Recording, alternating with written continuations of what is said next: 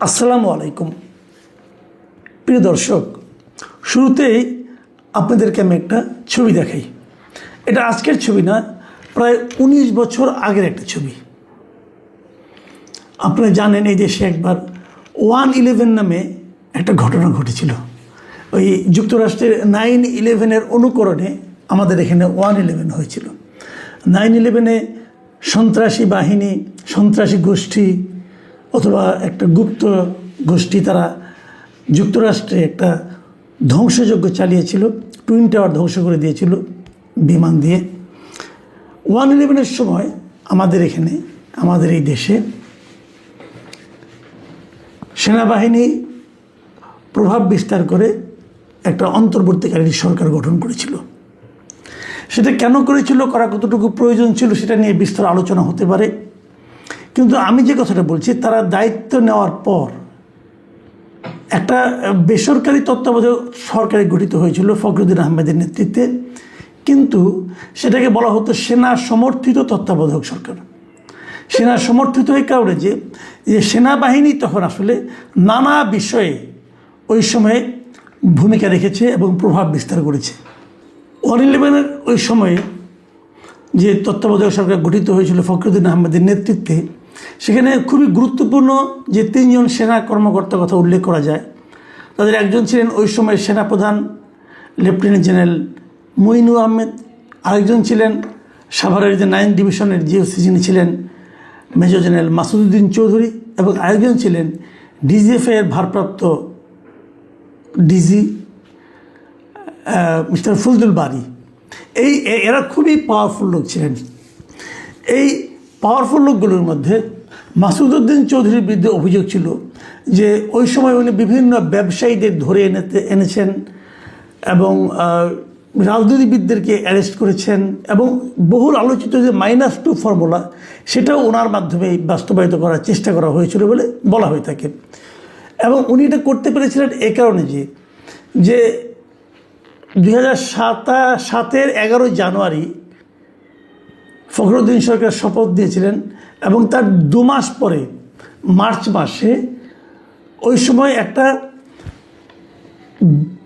গুরুতর অপরাধ দমন অভিযান সংক্রান্ত জাতীয় সমন্বয় কমিটি গঠন করা হয়েছিল। সেই সমন্বয় কমিটির চেয়ারম্যান করা হয়েছিল ওই সময়কার উপদেষ্টা এম মতিনকে, এবং তার প্রধান সমন্বয়কারী ছিলেন এই জেনারেল মাসুদ চৌধুরী। এবং বলা বাহুল্য, ওই সময় মাসুদ চৌধুরীর যে ক্ষমতার দাপট, এটা ওই সময়ের কথা যারা মনে রাখতে পারবেন তারা নিশ্চয়ই জানেন যে কী দাপট তার ছিল।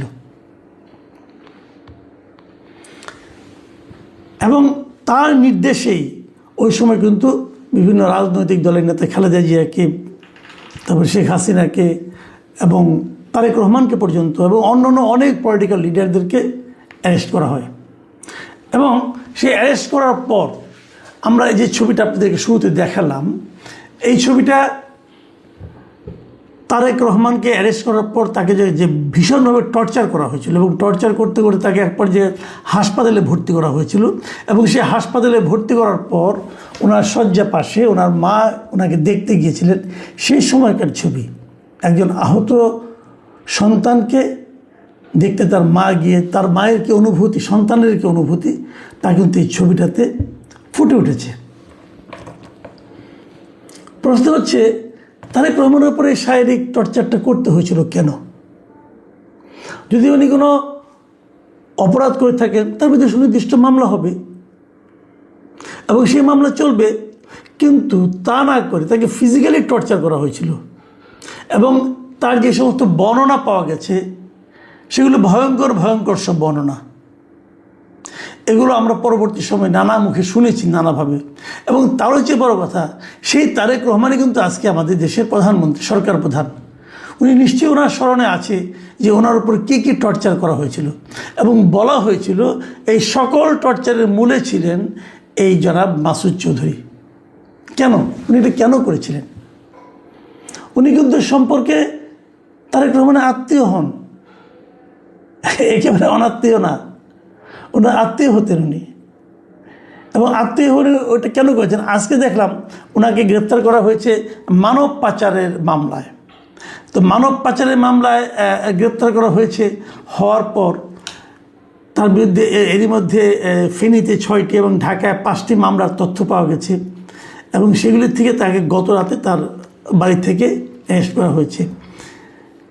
এটা আমরা জেনেছি, আজকে অলরেডি প্রেস কনফারেন্সকে তারা জানিয়েছেন।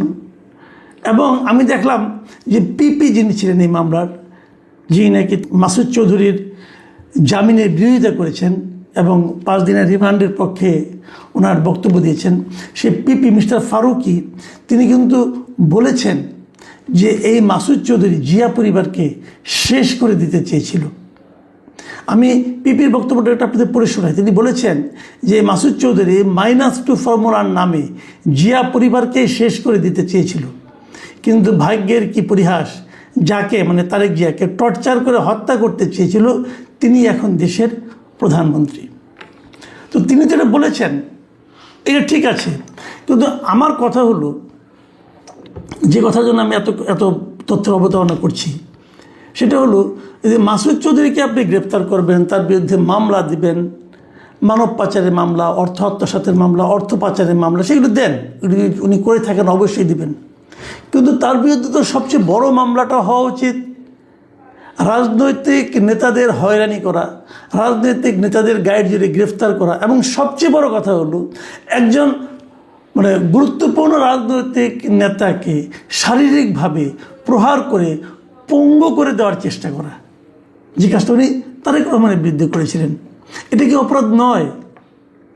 তারেক রহমানকে উনি যেভাবে প্রহার করেছেন বলে আমরা শুনেছি বিভিন্ন সময় এবং দেখেছি, এই যে ছবিগুলো আপনারা দেখলেন, ছবিগুলোতে বোঝা যাচ্ছে। এটা কি আপনারা অপরাধ হিসেবে বিচার করছেন না? আমি এই জায়গাটাতে প্রশ্ন করতে চাই যে যার যা অপরাধ তাকে সেটা দিয়েই ধরুন, ছোট অপরাধ দিয়ে ধরার কোনো দরকার নাই, বড় অপরাধ দিয়ে ধরুন। অনেক সময় বলা হয় কি যে মামলা সাজাতে সময় লাগবে, তথ্য প্রমাণ সংগ্রহের সময় লাগবে, কাজে আপাতত ওটাতে ধরলাম, পরে অন্য অন্য মামলা সাজিয়ে তখন তাকে এগুলোতে আটকানো হবে। ভাই এটা একটা খেলো যুক্তি। কারণ তারেক রহমান ক্ষমতা নিয়েছেন 1 মাসের বেশি সময় হয়ে গেছে, উনি দেশে ফিরেছেন তাও 3 মাসের বেশি সময় হয়ে গেছে। তো এর মধ্যে কি এই মামলার বিষয়গুলো নিয়ে কেউ কোনো আলোচনা করতে পারলো না, মামলা সাজাতে পারলো না, অথবা তথ্য প্রমাণ সংগ্রহ করতে পারলো না? পারা তো উচিত ছিল।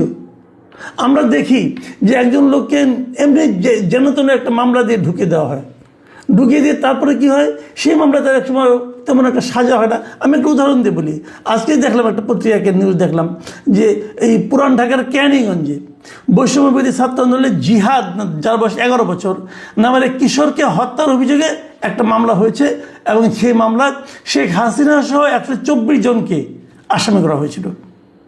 এবং সেই মামলায় গত বৃহস্পতিবার যে তদন্তকারী কর্মকর্তা ছিল তিনি এটার ফাইনাল রিপোর্ট দিয়েছেন। ফাইনাল রিপোর্ট মানে উনি কারো কোনো দোষ পান নাই। কেন পান নাই? পান নাই এই কারণে, ওই জিহাদ নামক ছেলে সে মারাই যায়নি, এখন সে মারা না যাওয়াতে সে আহত হয়েছিল, কিন্তু সে মারা গেছে এই কথা বলে মামলা হয়েছিল এবং সেই মামলায় শেখ হাসিনা সহ 124 জনকে আসামি করা হয়েছিল। শেখ হাসিনা তো দেশের বাইরে, বাট এই 124 জনের মধ্যে কতজনকে এর মধ্যে গ্রেফতার করা হয়েছে এবং গ্রেফতার করার পর তাদেরকে টর্চার করা হয়েছে, তাদেরকে নানা ধরনের ভোগান্তি শিকার হতে হয়েছে, তাদেরকে নানা ধরনের টাকা পয়সা তাদের কাছ থেকে নেওয়া হয়েছে টর্চার কম করবে এই কথা বলে। এগুলি কি হয়নি? হয়েছে তো।